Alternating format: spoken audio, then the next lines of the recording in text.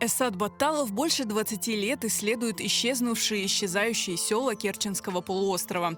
Его родители родом из этих мест, но родные деревни давно уже стерты с лица земли. 2004-2005 жылдарда бір авес балабан шықты менде Керчи ярымадан бір койын тапмақ. Ескі хариталарына қытырмаға башладым, карталардан сорамаға башладым. Қайды койды, жолар қайды, ояққа бармақ насыл дегенде. И достарыман бер башладық. Барден башлап, барде, жазде, машинаға отырып, бұл көлерні қыдырмақ. Көлер көпсі жоқтыр, ама шелер қалған. Евлер олған ері, обачықлар қалды. Базы ерлерді кулебалар бар, ташлар бек көп еді. Арман ташлар, дегермен ташлар. Находки Эсад Батталов старался фиксировать на фото. Часто он помогал выходцам из Керченского полуострова найти родные села своих предков. Қайтып бияқта адамлар яшағанлар, немен ұғырашқанлар. Қайтып бұл қыры чөлде, қолан чөлде. 100 ел арман яшағанлар. Яшаш қайнайды да бияқта.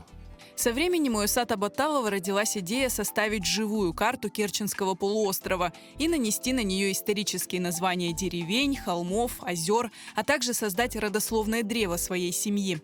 Воплотить эту идею помогла известная художница Зера Аблезисова, которая постаралась сделать не просто карту, а произведение искусства с множеством важных символов. Мен, Зера, бұл топырақта қави тұрамыз. Енді қави тамырлар ішінде кіргенлер. Бияқтан бұл тамырлар шықма жақлар. Ману символы не салды Зера ханым? Бұл көрді біздің елімізде, кішкене шыны көрді. Бұл шей мен анамдан Қырымдан сүрінлікке кеткен еді. Ояқтан қайт келді Қырымда. На карте, кроме названий деревень, изображены и мечети, которые до выселения крымских татар существовали в каждом селе.